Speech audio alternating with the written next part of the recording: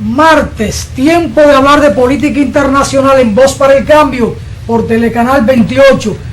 Un mundo muy complicado este. Lo de Putin y Obama y lo de Siria, eso está que arde. Lo de Colombia con el acuerdo de paz no se sabe a dónde va a parar.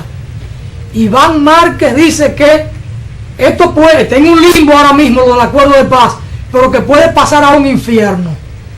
Iván Márquez es el negociador radicado en La Habana por parte de la FARC. Hay una situación, sin embargo, la FARC sigue apostando a la paz. Vamos a ver qué pasa ahí.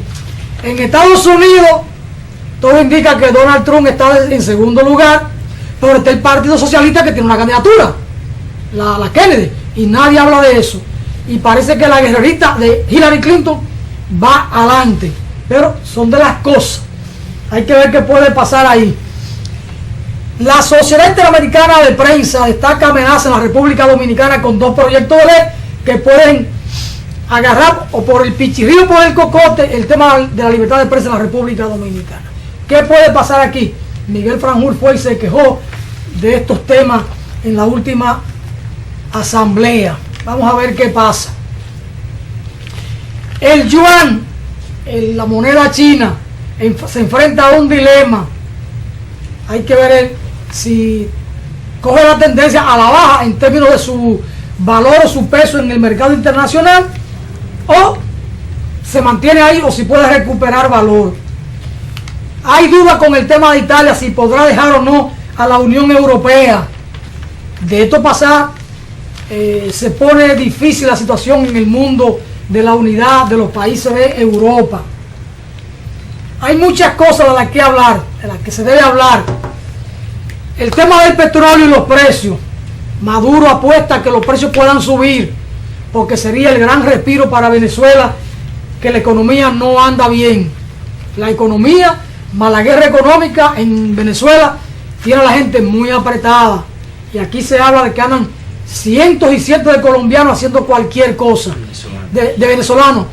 Gracias, Josimar, de vender una cachapa o una arepa, que son buenísimas, hasta jugo de limón en la calle. Pero ustedes saben que los martes de estos temas habla nuestro experto en política internacional, don José Ismael Román, quien nos va a hacer una panorámica, un recorrido, teniendo en cuenta también el tema de España, que ahora mismo parece que todo indica que el PSOE, el mal llamado Partido Socialista Obrero Español, va a pactar con Rajoy para poder hacer gobierno, porque de lo contrario es irse a una tercera ronda electoral que tampoco va a definir, porque una tercera ronda dejaría el escenario donde mismo lo dejó en diciembre y en el último proceso. El mundo en un dilema muy complejo, muy difícil, y Angela Merkel de Alemania sigue presionando a Putin, a Rusia, y está abogando por nuevas sanciones contra Rusia. Mientras tanto, la gente de Corea del Norte soltó un misil de esos interoceánicos y parece que no reventó bien la cosa, según lo monitoreó Estados Unidos. Es un mundo difícil, José Manuel. Nada fácil. ¿Cómo nos ayuda a entender este complejo mundo? Rápido, vamos a ver la parte euroasiática, sí, europea, para venir al Caribe, porque tenemos un videito sobre unas declaraciones que se dieron frente a la Casa Blanca con relación a la libertad de Oscar López Rivera. Miren, nosotros hemos dicho que no hay posibilidad de que se dé una conflagración mundial en este momento, pero cada vez suceden una serie de inconvenientes que afectan esa tranquilidad. Indiscutiblemente hay serio problema en el mundo por los intereses de las potencias capitalistas y además de eso militaristas. Son demasiados intereses y usted tiene que verlo así de sencillo. Mire, en días atrás el conflicto serio se estuvo dando en la parte meridional del Mar Amarillo, que corresponde a China, y la demanda de varios países en la región, porque la Corte Internacional de La Haya le dio beneficio a uno de estos con relación a unos islotes que la China ha tenido presencia de siglos en ellos. Pero eso es parte de la presión de Estados Unidos cuando logra que este tribunal se manifieste a favor y que cree conflicto con los chinos. porque ellos siguen presionando para que eso cambie, para que ahí se dé, China no pueda levantar el vuelo sin el consentimiento de Estados Unidos. Las potencias capitalistas llegan a acuerdo. Los chinos son los que han mantenido en los últimos tiempos la mayor reserva de dólares del mundo. La tienen los chinos. Ahora, ¿le interesa a los chinos que se vaya el dólar pique? No, no le interesa eso. Son los que le han comprado una cantidad importante de bonos de tesoro de Estados Unidos. Tienen una relación entre ellos, pero se viven dando codazos por control tanto geopolítico como económico. China está aquí, por ejemplo, en América Latina, y es también con un acuerdo de los norteamericanos. Tiene invadido también el mercado norteamericano, tanto comprando no solo acciones en las bolsas de valores, sino empresas. Pero más que eso, China es allí uno de sus mercados importantes. Entonces mire cómo le intenta cerrar a China ahora en la parte sur, Pacífico, en el Atlántico. Le trata de romper todo un esquema de lo que se conoce como la ruta de la seda, con el tren transatlántico del Atlántico al Pacífico, con la llegada de gobiernos que están defendiendo los intereses neoliberales de Estados Unidos. No estamos hablando de política, de que hay países aquí comunistas, socialistas. No. Estos son países que tienen modelos neoliberales. Aún aquellos que se denominan democrático o socialista de izquierda. No hay un gobierno en América del Sur que sea socialista. Ahora, las políticas que algunos implementan son con un corte social que enfrentan en parte al neoliberalismo. Entonces, ya le decía, el conflicto de Asia, de allá del Mar Amarillo, se ha desplazado ahora al Medio Oriente, donde ha estado siempre, porque Estados Unidos, con esas viejas potencias, hablo de Francia, Inglaterra, España, Alemania, todo ese conjunto de países fueron los que se beneficiaron de las grandes crisis y además lo que lo han provocado y han destruido estos países en el Medio Oriente. Así de sencillo, lo han destruido. ¿Por qué? Porque andan detrás de intereses. Y el último de ellos, ya recuerde, el caso de Afganistán, que Estados Unidos se metió allí con un pretexto, o se metió en Irak y con un pretexto, y ninguno de esos lo que hizo fue destruir esos países. Y hoy ha creado incluso bandas internacionales para junto a Arabia Saudita, Qatar, Turquía y los viejos imperios, para destruir otros países y hacer una nueva reconfiguración de lo que se llama el Medio Oriente, que le daría una posición geoestratégica aproximándose a Rusia. Ya veremos todo este conflicto de Rusia y Estados Unidos. Rusia ha logrado resurgir y tiene intereses. La única base que tiene Rusia fuera de su territorio la tiene en Siria. Siria es un país que Estados Unidos estaba patrocinando destruir, junto con Francia y los otros, destruir a Siria para apropiarse tanto de su materia prima, de su riqueza y sacar a los rusos ahí. Pero no ha sido tan fácil. Los rusos han logrado levantarse con un líder, el líder que tiene más prestigio a nivel internacional es Vladimir Putin. Incluso en los Estados Unidos hay toda una corriente de reconocimiento a este hombre y a Rusia por su papel ante los acontecimientos que se están dando en el mundo, y que las grandes agencias nos pintan a nosotros todo un panorama y nos ponen a los que hacemos comentarios en estos espacios a verter posiciones sin los argumentos necesarios. Estamos reproduciendo, somos bocina de las propuestas e ideas que promueve el gran capital. Y esa es mi preocupación. Casi en todos los espacios sucede eso, porque vivimos citando a las grandes agencias de la comunicación que siempre están en contra de una propuesta diferente, como es en el caso del Medio Oriente. Y en el caso de Siria es el gran centro ahora mismo. Estados Unidos tiene una presencia militar en Siria, ha hecho bombardeos y tiene grupos ahí de terroristas que lo han mantenido. Esa señora que está aspirando ahora a la presidencia es reconocida por su actitud guerrerista. Es una mujer que no tiene el prestigio internacional, incluso por eso hablan entre el menos malos y la más mala de entre ellos, de estas dos propuestas que tiene Estados Unidos. Así de sencillo. Entonces ese problema del Medio Oriente nos preocupa seriamente a nosotros, que ese conflicto puede tener una escalada importante desde el punto de vista regional. Las dos superpotencias, incluso China, puede llegar, porque un oleoducto que iba a pasar por Siria para llegar a la parte asiática, estamos hablando de África, cruzando una parte y llegar a Asia, Estados Unidos tiene interés de que eso no se dé, y China está metido también en ese conflicto, no con la misma dimensión, porque su política militar no es de acciones fuera de su territorio, aunque ahora ellos tienen en algunos sitios de África contra el terrorismo algunas posiciones desde el punto de vista militar para contrarrestar el terrorismo, porque en China también se dan actos terroristas patrocinados por estos países, y los mismos Estados Unidos ha sido corresponsable. ¿Recuerdan ustedes aquella protesta de los estudiantes que se dio en la plaza de Tiananmen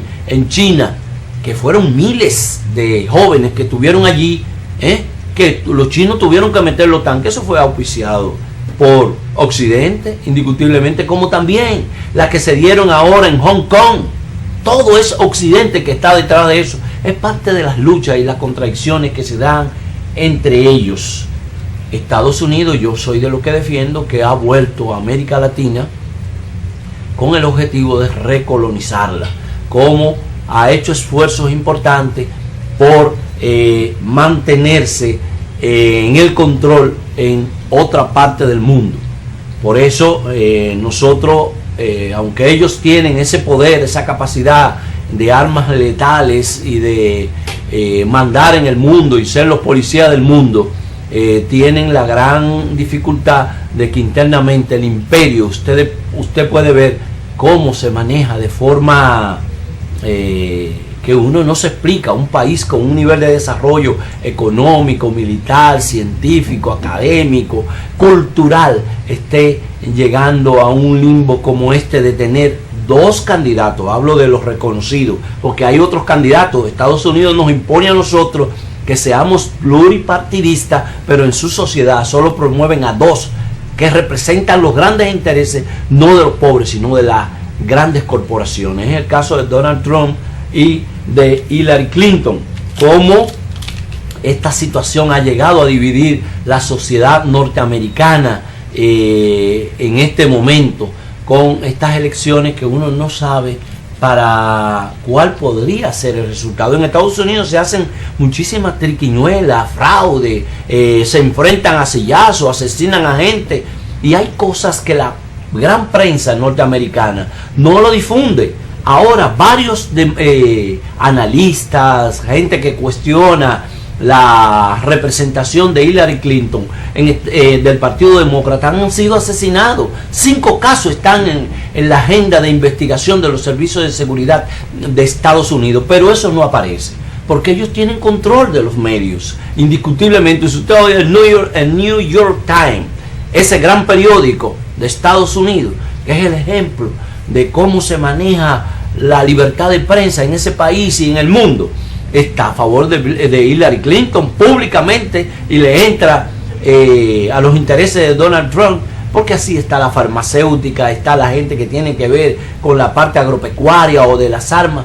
Están divididos y esos intereses van a confluir, y del resultado de esas elecciones, aunque aparezca en este momento Hillary Clinton con el mayor favor en las encuestas, el resultado va a dejar más débil el imperio. Así de sencillo. Pero eso debe servirnos a nosotros para avanzar como país. Lamentable que tanto dominicanos y dominicanas que están allí no haya claridad suficiente, que solo creen que, porque he conversado con muchos de ellos, un saludo a todos los amigos que están en Estados Unidos y que ven este programa, con relación a esta situación, por quién votar.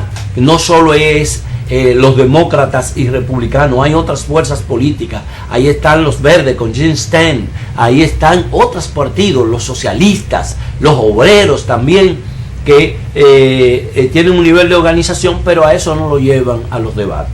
Esa es la democracia que nos pregonan a nosotros, y usted escucha al embajador de Estados Unidos aquí en la República Dominicana, Jen Brewster, metiéndose en los asuntos internos. Ahora está hablando del tema de la corrupción. Eso es verdad, en República Dominicana hay muchísima corrupción, pero Donald Trump dejó de pagar los impuestos muchísimo tiempo y ahora es que está saliendo a la luz pública. Tan corruptos son ellos, pero quieren mantener a nuestra clase política también arrinconada. Es bueno que aparezcan estos temas, pero no para analigonearnos ni meterse en los asuntos internos nuestros o decidir. Eso es parte de la política que Estados Unidos está desarrollando en el mundo. Con relación a estos temas, ya veremos otras circunstancias, cómo se siguen dando en nuestro continente y cómo influye esas mismas elecciones de Estados Unidos en República Dominicana, o cómo la situación de Europa, de esa España, la madre España, que recientemente estuvieron ellos celebrando lo que fue el 12 de octubre, la llegada, el descubrimiento de América, que para nosotros no fue nada de eso. Miren, el resultado de ese encuentro de dos culturas fue fatal en parte para nosotros y nosotras en todo un continente. Millones de gente murió aplastado, imponiéndole un modelo económico, una cultura, una religión, así de sencillo, y vendiendo a los otros como mercancía, que fue a los aborígenes. Hoy ellos están en serios problemas y están viniendo para el continente latinoamericano. Los españoles están viniendo por la crisis, están buscando en los cestos de basura. Ahora fácilmente te sacan una foto de España y te la colocan como que es en Venezuela, porque los medios de comunicación a nivel internacional siguen con esa campaña, y fundamentalmente lo que están en España, como es el periódico El País y toda esa basofia, que aunque son buenos medios, buenos relativamente por la dimensión y los analistas, pero son totalmente neoliberales y antiprogresistas, así de sencillo. Yo quisiera ahora un poco, para venir al Caribe, y no salirme de la proximidad de Estados Unidos. Señores, próximamente se va a producir en las Naciones Unidas, en la ONU, la votación contra el bloqueo que desarrolla Estados Unidos contra Cuba. Me identifico con todo lo que dijo don Iván aquí anteriormente. Los Estados Unidos van a seguir votando, y todas las medidas que se han tomado, a quien más beneficia es a Estados Unidos, pero esa situación, yo creo que ustedes deben ver que la fuerza, el imperio se impone, y en el caso de Puerto Rico no le han dejado otra salida que la gente no solo luchar en la calle, sino que en su momento también defenderlo con las armas en las manos. Y cómo han asesinado y cómo apresan y mantienen por más de 30 años a prisioneros puertorriqueños que en su momento también se la jugaron por el imperio en otros países. Yo quisiera que el señor director nos pusiera un videíto de uno de lo que son los artistas puertorriqueños comprometidos y reconocidos en Latinoamérica, como es Calle 13, en una protesta que recientemente se realizó frente a la Casa Blanca, y que quisiera que ustedes la compartan con nosotros, esta protesta que vamos a pasar como video aquí en el espacio. Señor director, cuando usted quiera. Este estado lleva el apellido de un luchador por la independencia de este país, Washington. Washington mató gente, asesinó a sus enemigos y capitaneó su lucha hasta ser libre. Washington es un héroe para algunos en esta nación. Si este país defiende la libertad, no entiendo por qué razón castiga a un hombre como Oscar López, que también defiende la libertad de su país. Gracias a los más de 100 años de educación colonial, la mayoría de los puertorriqueños se oponen a ser libres.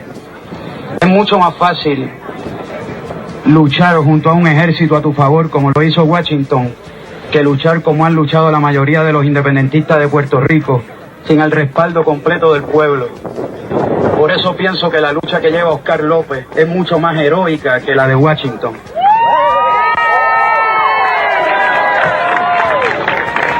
Mucho más valiente porque su lucha es una lucha de pocos contra muchos. Su lucha no tendrá estatuas de reconocimiento como cuando él muera, porque su lucha, aunque es por su país, su propio país no la entiende. Su lucha no se escribirá en los libros de historia. Su lucha no la enseñarán en las escuelas de Puerto Rico, porque nuestras escuelas no nos enseñan a luchar por nuestra independencia. Su lucha es y será más heroica que la de Washington, porque a diferencia de Washington, Oscar López no tuvo que matar ni hacerle ningún daño a nadie para luchar por su independencia. Nosotros, los que entendemos su lucha, estamos frente a la Casa Blanca de los Estados Unidos de Norteamérica, frente al gobierno que nos ha esclavizado por más de 100 años, el gobierno que a cambio de un pasaporte se llevó a nuestras familias a su guerra, el gobierno que experimentó con nuestra gente desde que llegaron implantando su idioma a la fuerza, el gobierno que experimentó con nuestros abuelos inyectándole células cancerosas a los puertorriqueños, el gobierno que experimentó con pastillas anticonceptivas en nuestra isla. Nosotros, los que entendemos su lucha, estamos aquí para decirle a este gobierno, el único gobierno en la historia de la humanidad en lanzar bombas atómicas, que tienen en la cárcel a un héroe mucho más valiente que Washington. Que este héroe que tienen en la cárcel lleva más años en prisión que los que cumplió Mandela. Que este héroe se hizo héroe sin esperar nada a cambio. Nosotros, los que entendemos la lucha de Oscar López, estamos frente a la Casa Blanca para decirle a este gobierno que cada segundo adicional que pasa Oscar López en prisión lo convierte en un héroe mucho más grande que los héroes que ha tenido Estados Unidos. Estamos acá para decirle a este gobierno que aunque los libros de historia no nos cuenten la verdadera historia, incluyendo a héroes como Oscar López, nosotros nos encargaremos de contarla. Nosotros, los que entendemos la lucha de Oscar López, estamos aquí para decirle a este gobierno que nunca vamos a pedir perdón por defender nuestro derecho de ser libres. Por eso no pedimos que perdonen a Oscar, sino que se reivindiquen con la verdadera historia del mundo, que se reivindiquen con el pueblo de Puerto Rico, y quizás algún día, luego de que liberen a Oscar, nosotros los perdonaremos a ellos. Que viva Puerto Rico libre.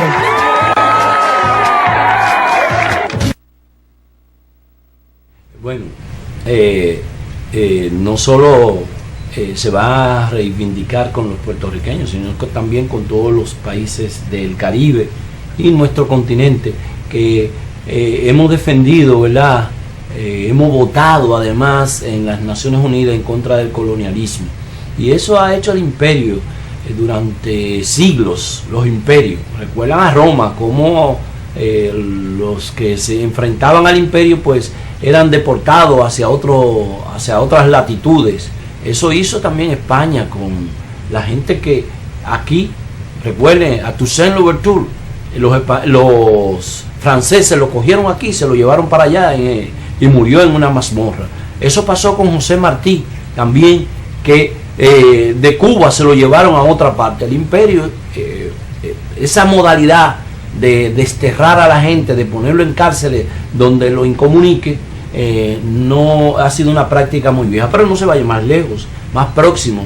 Esa guerra que se está dando en la parte del Medio Oriente, allá Euroasia, Estados Unidos creó cárceles secretas en el mundo y paseaba violando la integridad de muchos países, circulaba lista de presos para llevarlo a otros sitios sin el permiso, el consentimiento de esos países, y creó ahí en Cuba, en una base ilegal que tienen ahora, que hace 100 años aproximadamente, que es la base de Guantánamo. Ahí crearon una base de tortura, donde enseñaron también a todos estos policías y guardias a ser criminales, a tener una práctica de violar los derechos humanos. Eso. Pero de ahí surgieron también la gente que los enfrentó, como fue el caso de los hijos de los españoles, como es el caso de los militares que estudiaron en las academias de las Américas, de Estados Unidos, como fue el caso de Camaño, de Torrijos y de otros tantos Chávez, y en Ecuador, en otros países, en Panamá. Ustedes pueden ver cuál es la correspondencia cuando los intereses de los pueblos se hace latente en este caso.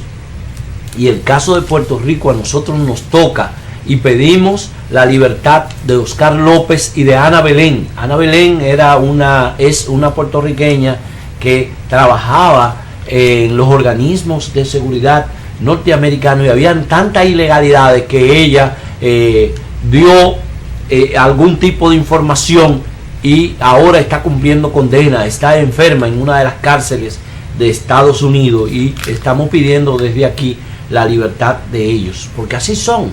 El tema político, el tema de seguridad nacional en Estados Unidos no juegan con eso. Ellos son capaces de asesinar a Snowden en cualquier lado, como también están metidos en el caso de Julian Assange.